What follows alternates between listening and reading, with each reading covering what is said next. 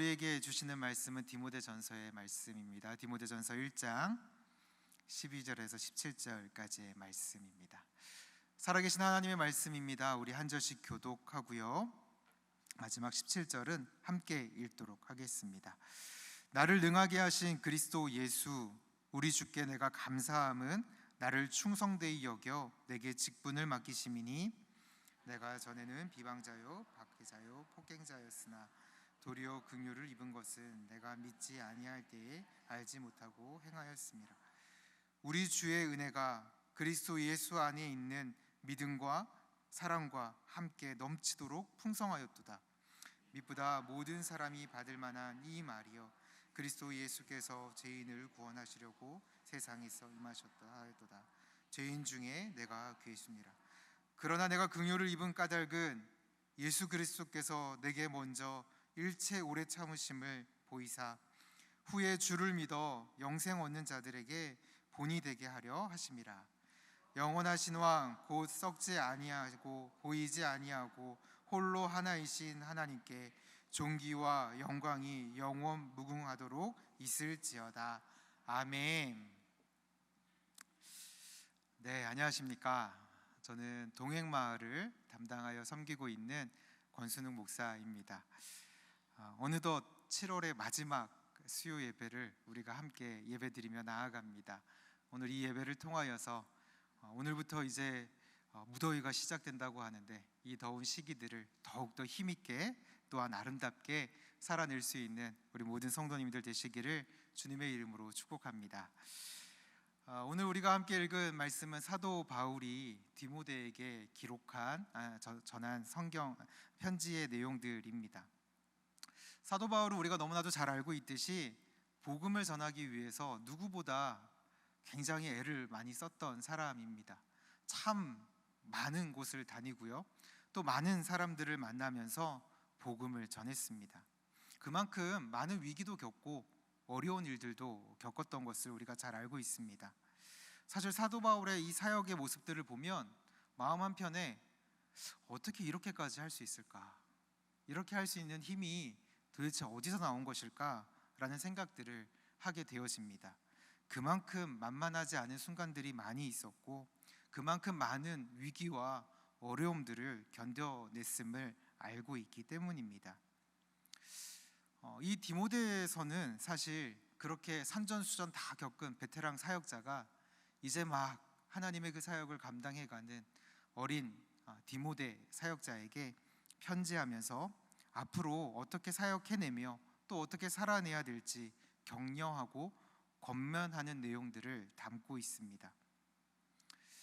디모데는 사실 어린 나이에 어려서부터 어머니와 또 외할머니를 통하여서 그 믿음 안에서 자라났다라는 것들을 성경은 우리에게 알려주고, 또한 그뿐 아니라 그에게는 연약한 부분들이 있었는데 육체적으로도 좀 몸이 약한 부분들이 있었고, 또 그가 그만큼 사도 바울만큼 열정적이거나 그렇게 진취적으로 사역하진 않았다라는 것들을 우린 좀 추측해 볼 수 있습니다. 그렇게 어린 디모데에게 정말 오랜 기간 동안 정말 그 온 힘과 마음을 다해서 사역했던 한 사역자가 정말 그 시대를 어떻게 살아내야 할지, 또 그 주어진 사역들을 어떻게 감당해야 될지를 분명하게 전하고 또 알려주고 있습니다. 그리고 이 모습들을 통하여서 우리가 한번 짐작해 볼 수 있는 것은 사도 바울이 어떻게 그 사역들을 감당했는가, 어떤 마음을 가지고 그 삶을 살아내었는가 우리가 짐작해 볼 수 있습니다. 디모데가 사역하고 있는, 또 이 편지를 받고 있는 시기는 지금 에베소에 있을 때였습니다. 에베소에서 이제 사역을 준비하고 시작해가는 그때에 사도 바울은 디모데에게 편지를 써서 그 지역에서, 그곳에서 하나님의 그 말씀을 지키고 하나님의 일들이 이루어지는 것을 온전히 지켜내도록 권면하고 있습니다. 왜냐하면 이 에베소에는 사도 바울이 사역할 당시에도 그랬지만 여전히 신화와 또 허탄한 족보들을 따르면서 자신들이 만들어낸 이야기에 심취하여서 진리의 말씀을 따르지 않는 그러한 모습들이 그들에게 있었기 때문입니다.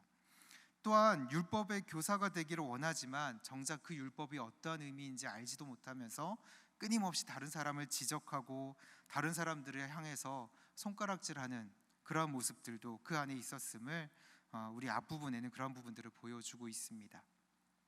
즉 지금 디모데가 사역하고 있는 그 시대, 그 지역은 하나님의 진리가 외면되고 있고 하나님의 뜻과는 어긋난 일들이 벌어지는 현장이라는 것을 우리에게 보여주고 있습니다. 이것은 말씀드렸듯이 바울이 사역하는 당시에도 마찬가지였습니다. 하나님의 말씀을 온전히 인정하지 않고 또 하나님의 뜻이 무엇인가 분별하지 않으며 그저 자신들의 욕심에 따라 또 그저 자신들의 믿고 있는 헛된 우상들을 따라 행하기에 바빴던 그 시대, 그 상황들 가운데에서 사도 바울은 그 전도의 사명들을 감당하였습니다. 사도 바울 역시 전도하러 들어가면 그 지역에 있는 유대인들이 오히려 그들의 길을 막아서고 그 전도하는 것들을 방해했습니다. 각 지역으로 갈 때마다 그 지역에 있는 문화적인 이유들과 또 그들이 믿고 있는 종교로 인하여서 사도 바울은 굉장한 어려움과 힘듦을 겪었습니다. 그런 상황 속에서도 사도 바울은 그 진리의 말씀을 지키기 위해 고분분투하며 그 믿음의 싸움들을 끝까지 행하였습니다. 사도 바울이 살던 시대, 또 디모데가 살아가던 시대, 그 시대는 그러한 하나님의 진리가 온전히 서기 힘든, 하나님의 진리가 오히려 공격받고 있는 시대였습니다. 그런데 그 시대를 가만히 생각해 보면 오늘날과도 크게 다르지 않다라는 생각들을 해보게 되어집니다. 오늘 우리가 살아가고 있는 이 시대에도 여전히 많은 이단들과 많은 잘못된 사상들이 등장하고 우리들을 위협하고 하나님의 진리, 하나님의 그 말씀을 왜곡하고 있습니다. 그뿐 아니라 정말 하나님의 말씀을 지키고 하나님의 말씀을 따라야 될 믿는 사람들, 교회 안에서조차 그 믿음을 온전히 지키지 못하며 오히려 자신의 목소리를 높이고 자신의 힘을 드러내려고 하고 하나님의 말씀보다 자신의 뜻을 내세우는 그러한 모습들이 보여지는 시대를 살아가고 있기 때문입니다. 그렇기 때문에 오늘 사도 바울이 디모데에게 전하고 있는 그 말씀, 사도 바울이 지금까지 그 마음 가운데 지키며 달려왔던 정말 그 사역을 감당할 수 있게 했던 그 사역의 비밀을, 그 힘을 우리도 알면 지금 시대를 살아갈 때 여전히 우리를 위협하고 우리를 넘어뜨리려고 하는 많은 상황들 가운데에서 우리도 믿음을 지키며 또 주님께서 맡기신 사역들을 더욱더 힘있게 또 아름답게 감당할 수 있음을 깨닫게 되어집니다. 오늘 본문은 특별히 사도 바울의 개인 간증의 이야기를 좀 담고 있습니다. 전혀 용서받을 수 없었던 그 죄인이 용서받은 사실, 정말 자격 없었던 그 삶이 하나님의 은혜 가운데 그 주어진 사역들을 감당했던 이야기들을 통하여서 사도 바울은 자신이 어떻게 그 사역들을 감당했는지 분명하게 우리에게 알려주고 있습니다. 그것은 바로 사도 바울이 받았던 은혜, 그 은혜로 인하여서 사도 바울이 그 믿음의 선한 싸움들을 감당하며 그 주어진 여러 가지 환경의 어려움과 여러 가지 환경 가운데 느꼈던 그 부담감과 두려움과 아픔들까지도 다 견디고 이기며 그 사역들을 감당해왔고 또 그 믿음을 아름답게 살아내었다라는 것들을 우리는 알 수 있습니다. 즉 사도 바울이 그 사역을 할 수 있었던 힘은, 그 동력은 다른 것이 아니라 하나님의 은혜였음을 우린 다시금 생각하게 되어집니다. 그렇다면 사도 바울이 붙들었던 그 은혜라는 것은 무엇일까요? 사도 바울이 도대체 그 은혜를 어떻게 알고 또 그 은혜를 어떻게 붙들고 나아갔기에 그 힘든 순간들 속에서도 지치지 않고 낙심하지 않고 견디며 나아갈 수 있었을까요? 사도 바울에게 있어서 은혜는 그 믿음의 시작이었습니다. 사도 바울에게 있어서 이 은혜라는 것은 단순히 그냥 감정적으로 단순히 그냥 내가 그 순간에 누리는 기쁨과 즐거움이 아니라 정말 하나님께서 나를 건져내시고 구원하신 그 은혜였음을, 그 믿음의 시작이 되어진 은혜였음을 우리에게 이야기하고 고백하고 있습니다. 12절 말씀에 보면 나를 능하게 하신 그리스도 예수라고 고백합니다. 그리고 14절에서는 우리 주의 은혜가 그리스도 예수 안에 있는 믿음과 사랑과 함께 넘치도록 풍성하였다 고백합니다. 바울은 자신의 믿음이 예수 그리스도의 그 은혜로 말미암아 시작되었음을 고백하고 있는 것입니다. 자신이 능력이 있어서도 아니고 자신이 자격이 있어서도 아니고 오히려 그것을 전혀 알지 못하는 그때에 하나님께서 그저 은혜로 나를 부르시고 나를 그 믿음 가운데 서게 하셨다라는 것을 고백하고 있는 것입니다. 디모데전서 1장 13절 말씀을 우리 함께 보도록 하겠습니다. 함께 읽겠습니다. 내가 전에는 비방자요 박해자요 폭행자였으나 도리어 긍휼을 입은 것은 내가 믿지 아니할 때에 알지 못하고 행하였습니다. 사도 바울은 은혜를 알기 전에 예수 그리스도를 믿는 사람들을 쫓아가 괴롭게 하던 사람이었음을 고백합니다. 비방하는 일에 앞장섰고 때로는 쫓아가 그들을 박해하고 폭행하는 일들을 서슴지 않았던 사람이라는 것을 고백하고 있습니다. 예수 그리스도를 반대하던 일에 앞장섰던 그 사람이, 즉 예수 그리스도의 대적자로 서 있던 그 사람이 그 은혜로 인하여서 아무것도 모를 때 정말 예수 믿는 사람들을 잡으려고 쫓아가는 그 길에서 그저 하나님의 은혜로, 그저 예수님의 은혜로 그 믿음을 시작했다라는 것을 사도 바울은 그 사역하는 내내, 그 삶을 살아내는 순간순간마다 항상 기억하고 있었다라는 것입니다. 우리도 그렇지 않습니까? 우리가 이 믿음을 시작하게 된 일들을 가만히 생각해보고 아무리 생각해봐도 하나님의 은혜가 아니고서는 설명할 수가 없습니다. 아무리 모태신앙으로 부모님으로부터 그 신앙의 유산으로 물려받았다 할지라도 그것으로 우리의 믿음이 시작되었다 이야기할 수 없습니다. 저도 모태신앙으로 자랐습니다. 어렸을 때부터 시골에 살았지만 그곳에서도 교회를 다니고 어딜 가도 항상 교회를 갈 수 있는, 또 가야 되는 환경 속에서 살았습니다. 그렇다고 해서 제 믿음이 분명해졌거나 그렇다고 해서 그것으로 근거해서 제 믿음이 시작되었다라고 저는 생각하지 않습니다. 그렇게 교회 다닐 때도 여전히 어리석은 모습들을 보였고 오히려 그 교회 안에서 사고뭉치로 그곳에서 정말 믿음과는 전혀 상관없는 모습들로 행했던 제 모습들을 제가 알고 있기 때문에 그렇습니다. 오히려 그것과는 상관없이 그저 하나님께서 나를 택하셔서 나에게 오셔서 말씀하시고 그 은혜를 부어주셨을 때 그때 제 믿음이 시작되어졌고 우리들의 믿음이 시작되어졌습니다. 우리의 어떤 배경과 상황과 상관없이 하나님의 은혜가 우리들의 그 믿음을 시작하게 했다라는 것입니다. 사도 바울은 디모데에게 이 사실을 먼저 이야기함으로써 우리의 믿음이, 디모데가 그 믿음을 지키며 이 사역의 길로 들어서서 그 주어진 삶을 살아내는 것이 하나님의 은혜로 시작된 것임을 분명하게 이야기하고 있는 것입니다. 우리의 믿음이 어디서 시작됐는가를 아는 것은 사실 너무나도 중요합니다. 하나님의 은혜가 아닌 나의 결단, 나의 노력으로 된 것으로 착각하는 순간 우리는 그 믿음의 경주에서 너무나도 쉽게 넘어집니다. 우리의 결단과 노력은 사실 작은 말 한마디에 너무나도 쉽게 넘어지고요, 우리의 짧은 생각에 쉽게 걸려서 전진하지 못하는 모습들을 보기 때문에 그렇습니다. 그만큼 우리는 작은 말 한마디에, 작은 생각 하나에 넘어지고 쓰러진다라는 것을 발견하게 되어집니다.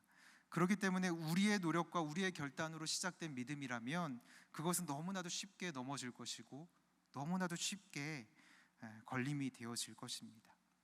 이스라엘 백성들의 모습을 보니까 그렇습니다. 하나님의 은혜로 출애굽하고 하나님의 은혜로 가나안 땅에도 들어가고 하지만 그들은 하나님의 은혜를 잊어버리고 자신의 모습들을 바라보고 자신의 힘을 의지하고 또 자신이 가지고 있는 것들을 바라보기 시작하면서 하나님을 향한 원망과 불평을 하기 시작합니다.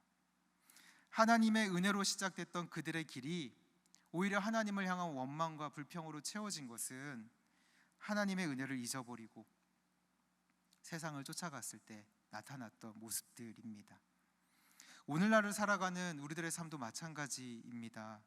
교회에 많은 직분을 가지고 섬기는 자리에 섬겨내시는 분들의 그 삶의 모습들을 보면 너무나 아름답습니다. 처음에 그 자리에서 그 일들을 맡을 때 정말 하나님의 은혜에 감격해서 그 사역으로 섬겨냈던 그 모습들, 너무나도 귀하고 아름답게 나타났습니다. 근데 참 많은 경우 보면은 그 자리에서 끝까지 지키지 못하고, 때로는 시간이 지나면서 내가 가진 직분과 내가 가진 그 경험으로 내가 힘을 삼고 오히려 하나님의 은혜를 잊어버리는 모습들을 봅니다. 그러면서 그 안에 분쟁이 나타나고, 그 안에 갈등이 생겨나고, 그 안에 여러 가지 어려움으로 인하여서 오히려 아름답지 못한 모습들을 보게 되어집니다. 우리는 그만큼 하나님을 잊어버리고, 하나님의 그 은혜를 잊어버리고, 우리의 생각에, 또 우리의 주어진 환경에 집중하기가 너무나도 쉽습니다. 그렇기 때문에 바울은 그 하나님의 은혜를 잊지 말라고 다시금 강조하고, 자신도 그 하나님의 은혜를, 하나님의 그 은혜로 시작된 그 믿음을, 하나님의 은혜로 시작된 그 삶의 이야기들을 다시금 이야기하고 있는 것입니다. 어찌 보면 비방자라고 이야기하는 그 모습, 박해자요 폭행자라고 이야기하는 그 모습은 사도 바울에게 있어서 굉장히 부끄러운 모습일 수도 있습니다. 그렇게 멋지게 사역했던 그 삶이, 그렇게 예수 그리스도를 증거하기 위해서 목숨도 아끼지 않았던 그 삶과는 너무나도 다른 모습이기 때문에 그렇습니다. 그런데 사도 바울은 사실 오늘 이 말씀뿐만이 아니라 여러 성경에서 자신이 그렇게 비방자였고, 자신이 그렇게 박해자였고, 자신이 그렇게 폭행자였다는 사실을 이야기하면서 그런 나를 하나님께서 건져주셨고, 그런 나를 하나님께서 세워주셨다라는 것을 참 많이 고백합니다. 왜냐하면 사도 바울은 그 은혜를 빼놓고서는 자신의 삶을 설명할 수 없었기 때문입니다. 우리도 마찬가지로 그 은혜에서 우리의 이야기를 시작하지 않는다면 우리는 그 믿음의 경주에서 파선하게 되어지고, 이 선한 싸움을 끝까지 힘있게 싸워갈 수 없습니다. 바울이 이야기하는 그 은혜, 그에게 주어졌던 그 은혜가 무엇인지 15절에서 또한 분명하게 이야기합니다. 15절 말씀을 함께 읽겠습니다. 미쁘다 모든 사람이 받을 만한 이 말이여, 그리스도 예수께서 죄인을 구원하시려고 세상에 임하셨다 하였도다. 죄인 중에 내가 괴순이라. 사도 바울은 그 은혜가 죄인 중에 괴수인 자신에게 주어졌다라는 것을 분명하게 이야기합니다. 그 은혜가 무엇이냐면, 이 세상에 나를 구원하기 위해서, 죄인 중에 괴수인 나를 구원하기 위해서 예수님이 이 땅 가운데 오셨다라는 사실입니다. 나의 죄값을 대신 지시기 위하여 십자가에서 죽기까지 순종하시면서 이 땅 가운데 오신 예수 그리스도, 오히려 자신이 핍박하고 자신이 박해하며 쫓아가 그것이 틀렸다고, 그것이 아니라고, 그건 가짜라고 이야기하던 그 예수 그리스도가 나를 위해 왔다라는 것을 깨닫고 그 사랑을 알게 되는 그것이 은혜였음을 고백하고 있는 것입니다. 사도 바울은 지금까지 그 믿음의 경주를 해오며 그 은혜를 잊지 않았습니다. 나를 위해 오신 예수 그리스도, 나를 위해 오신 그 예수 그리스도의 그 사랑, 그 희생과 그 모든 고난과 아픔을, 나를 위해 행하신 그 일들을 기억하고 있습니다. 그리고 이것은 미쁘신 하나님께서 정말 믿음직스럽고 절대 우리에게 말씀하신 것을 외면치 않으시는 그 하나님께서 우리에게 보내셨다라는 것을 사도 바울은 너무나도 분명하게 고백하며 디모데에게도 그 은혜를 다시금 기억하도록 하고 있는 것입니다. 사도 바울은 자신이 믿음의 자리에 서게 된 것, 정말 아무런 자격 없는 자에게 베푸신 하나님의 은혜였음을 분명하게 고백하고 있는 것입니다. 그렇기 때문에 내가 시작한 것이 아니라 하나님께서 나를 시작하게 하셨고, 하나님께서 나를 부르셨고, 하나님께서 나를 끝까지 붙드심을 알았기에 그는 어떤 순간에도 어떠한 고난이 오고 어떠한 어려움이 오고 어떠한 오해를 받고 어떠한 힘든 순간을 걸어가도 낙심하지 않고 그 믿음의 걸음을 걸어갈 수 있었습니다. 아무런 자격이 없는 그에게 하나님께서 그저 사랑하셔서 택하시고 부르셨던 것을 기억하였기 때문입니다. 사실 하나님께서는 이스라엘 백성들에게도 이와 같은 동일한 은혜를 말씀하셨습니다. 신명기 7장 7절에서 8절까지의 말씀인데요, 우리 한 목소리를 읽어보도록 하죠. 함께 읽겠습니다. 여호와께서 너희를 기뻐하시고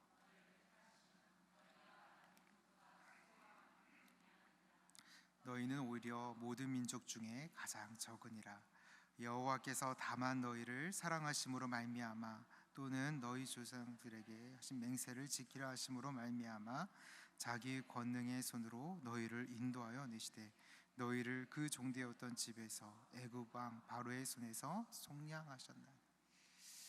하나님은 너무나도 분명하게 말씀하십니다. 이스라엘 백성들을 택하신 이유, 이스라엘 백성들을 그 출애굽의 과정들을 통하여 약속의 땅으로 이끄신 이유, 그들이 무엇인가 대단하고 자격이 있고 능력이 있기 때문이 아니라 그저 하나님이 사랑하셨기 때문에, 하나님이 약속하셨기 때문에 그렇게 하셨음을 분명하게 말씀합니다. 우리도 그 은혜를 받은 사람들입니다. 우리는 그 은혜를 가지고 지금 이 자리에서 예배 드리고 있는지, 정말 그 은혜를 누리며 그 구원의 그 은혜에 감격하며 우리에게 주어진 그 은혜에 반응하며 살아가고 있는지 우리는 돌아보아야 합니다. 우리에겐 아무런 자격 없는데 그저 하나님이 사랑하셔서 그 은혜를 알게 하셨고 그 구원의 은혜 가운데 살아가게 하셨음을 우리는 잊지 말아야 합니다. 우리의 시작이 하나님의 은혜임을 기억해야 합니다. 하나님은 우리를 사랑으로 택하시고 우리를 부르셔서 우리를 그 믿음의 경주 가운데 그 믿음의 선한 싸움을 하도록 우리를 부르시고 이끄십니다.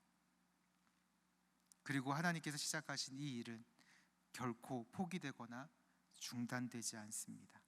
바로 믿으신 하나님, 정말 믿을 만한, 정말 확실하신 그 하나님께서 우리에게 약속하신 것이고 그 약속하신 것을 지키신다 말씀하시기 때문입니다. 그 은혜 가운데 그 약속을 믿고 날마다 믿음의 걸음들을 걸어가는 저와 우리 모든 성도님들 되시기를 축복합니다. 또한 사도 바울에게 있어서 이 은혜는 그저 단순한 시작을 넘어서 그 사명을 감당하게 되는, 그 사명을 이루어가는 근거가 되어지는 것입니다. 사역의 이유가 되어진다라는 것이죠. 16절 말씀을 같이 보도록 하겠습니다. 함께 읽겠습니다. 그러나 내가 긍휼을 입은 까닭은 예수 그리스도께서 내게 먼저 일체 오래 참으심을 보이사 후에 주를 믿어 영생 얻는 자들에게 본이 되게 하려 하십니다. 앞서 12절에서도 그랬듯이 바울은 자신을 충성되이 여겨 주님이 자신에게 직분을 맡기셨고 그것을 할 수 있도록 능력 주셨음을 고백하였습니다. 16절 말씀에서도 분명하게 이야기하듯이 그가 그 사역을 감당할 수 있는 이유, 그 사역을 감당하는 이유가 주님의 긍휼과 은혜 때문이라는 사실을 분명하게 고백하고 있는 것입니다. 그토록 힘들고 그토록 정말 치열한 그 복음 전도의 사명을 감당할 수 있었던 이유가 다른 것이 아니라 바로 하나님의 그 긍휼하심에서 시작되었음을 고백하고 있고 그것이 자신의 사명에 주어진 것임을 말씀하고 있는 것입니다. 사도 바울은 단순히 자기가 하고 싶어서 그 일을 하고 있는 것이 아니라 단순히 자기의 이름을 높이기 위해서, 자기가 무엇인가 좋은 것을 얻기 위해서 그 사역을 감당하는 것이 아니라 16절 말씀에서도 이야기하듯이 정말 모든 것에 일체 오래 참으심을 보여서 나를 정말 주를 믿는 그 영생 얻는 자들에게 본이 되게 하려 하신다라는 그 말씀에 따라 그는 그 사역을 감당해 가고 있는 것입니다.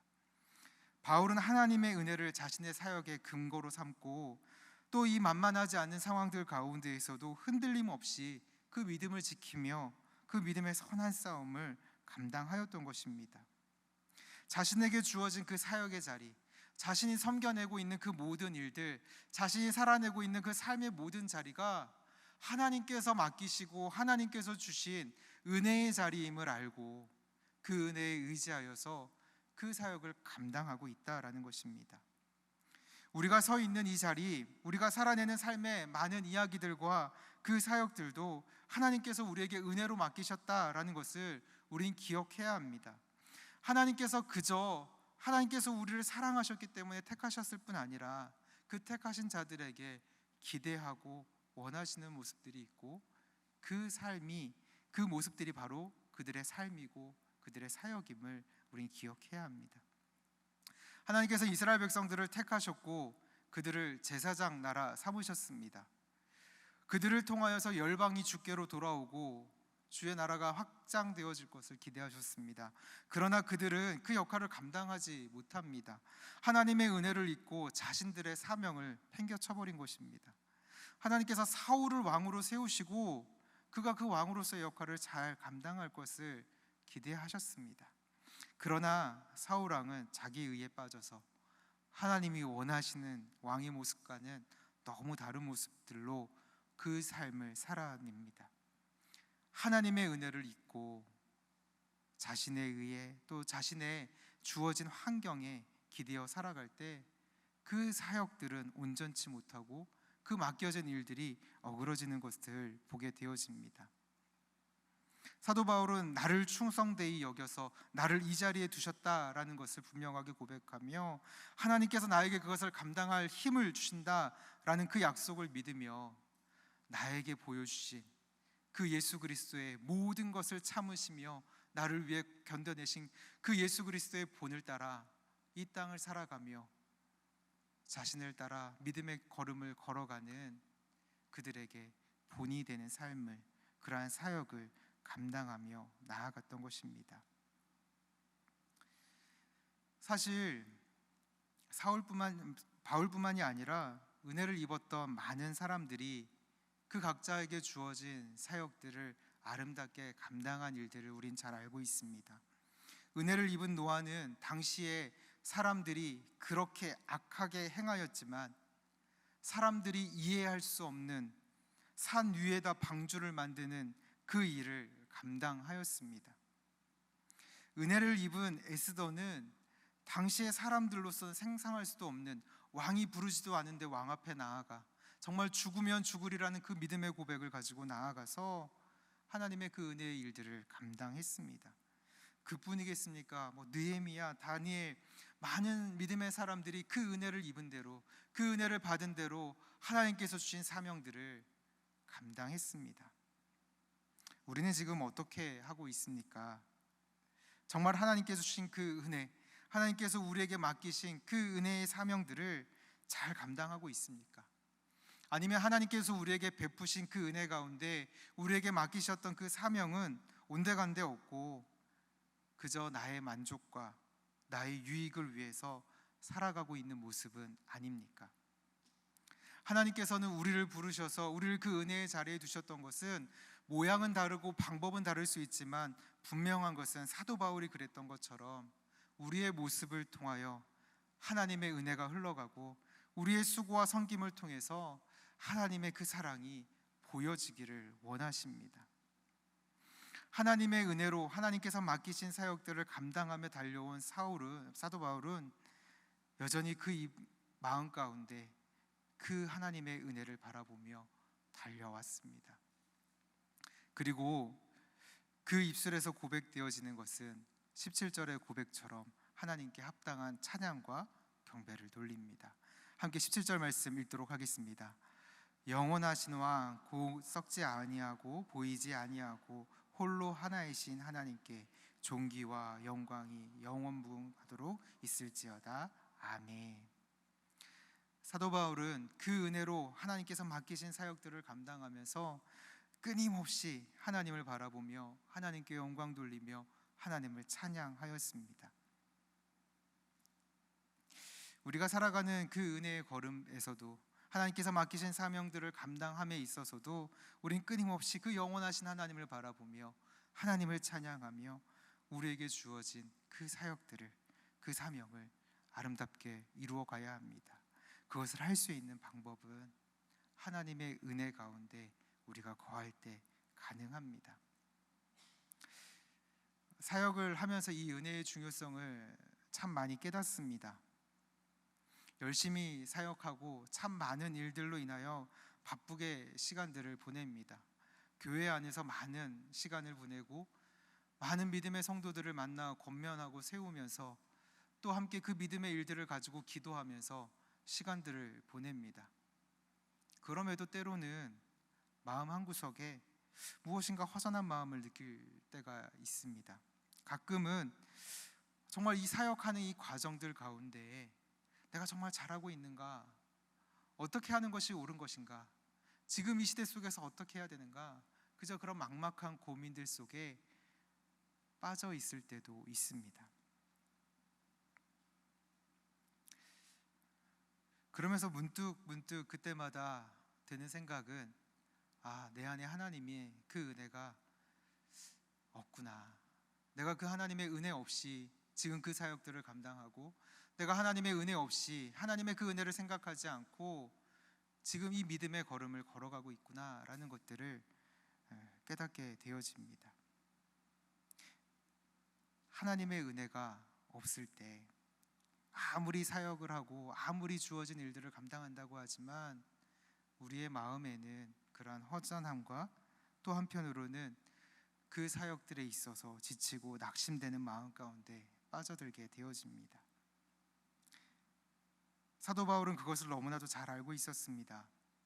그렇기 때문에 아들과도 같은 그 디모데에게 그 사역에 대해서 권면하면서 가장 먼저 자신의 삶을 들어 이야기하는 것은 하나님의 은혜를 다시금 붙들고 그 은혜를 의지하여서 그 사역들을 감당해야 됨을 분명하게 가르쳐주고 있습니다.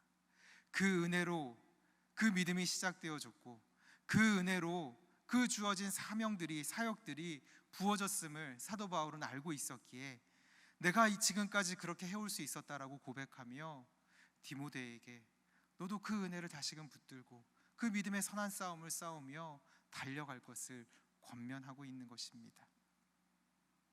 그것은 단지 디모데에게 뿐만이 아니라 오늘을 살아가고 있는 우리에게도 동일하게 요구하고 있는 모습입니다. 믿음을 지키며 살아가는 것이 참 쉽지 않습니다. 개인적으로나 또 하나님의 일들을 감당하면서나 여러 가지로 우리 마음 가운데 있는 여러 가지 생각들로 복잡하게 되어지고 또 때로는 작은 말 한마디에 쉽게 넘어지는 순간들을 접하기 때문입니다. 그때 우리가 생각해야 되는 것은 하나님의 은혜입니다. 내 손에 무엇이 있는가? 이 일로 인해서 내가 얻게 되는 것은 무엇인가? 이 상황들 속에 내가 누릴 수 있는 것들이 무엇인가? 그런 계산이 아니라 하나님의 은혜를 바라보아야 합니다.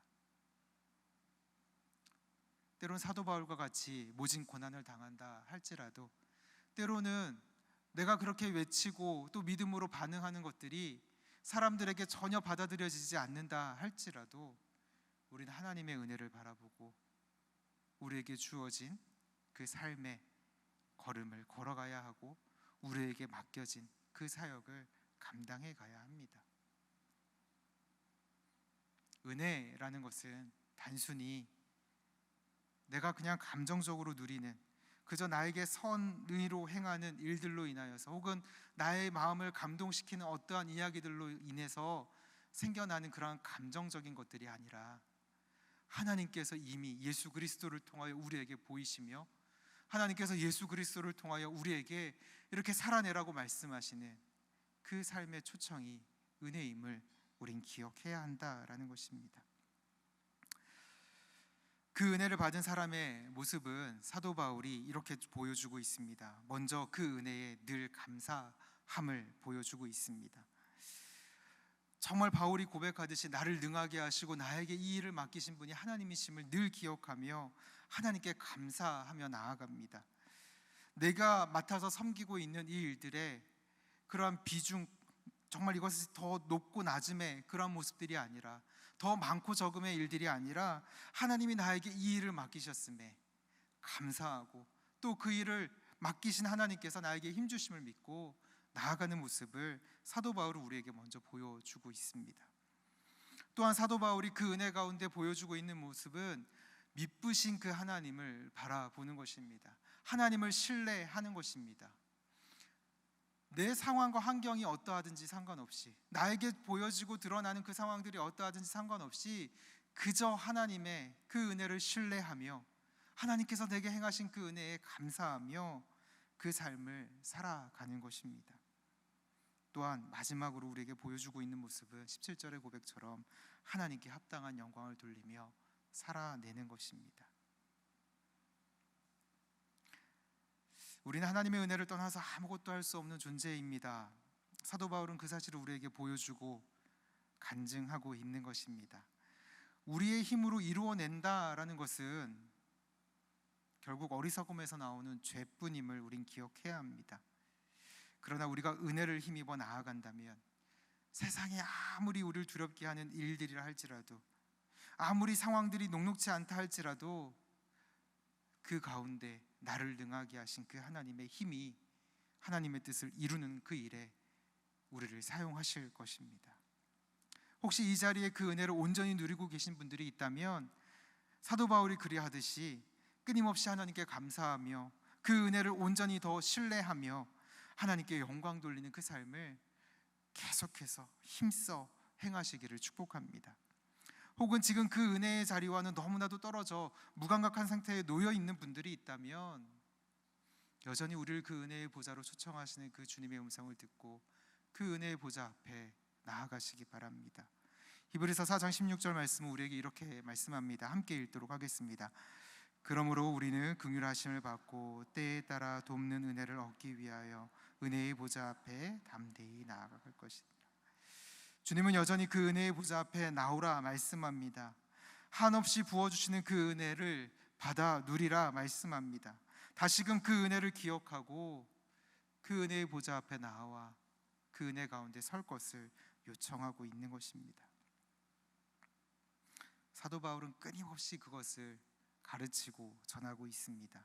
죄인 중에 괴수인 나를 구원하신 그 은혜, 정말 보잘것없어 보이는 나, 아무 자격 없어 보이는 나를 부르셔서 그 일에 사용하시겠다 하시는 그 주님의 은혜를 우리 신뢰하면서 사람들의 인정과 사람들의 알아주는 것, 그것이 아니라 하나님이 맡기신 그 일, 하나님이 시작하신 그 일에 우리가 더욱더 힘써 정말 믿음의 경주를 해갈 수 있기를 바랍니다. 날마다 그 은혜의 보좌 앞에 나아가 그 은혜를 구하고 은혜를 힘입어 이 험악한 시대 가운데에서 가장 아름다운 믿음의 사람들로서, 또 정말 더욱더 힘있는 믿음의 사람들로서 아름답게 살아가는 저와 우리 모든 성도님들 되시기를 축복합니다.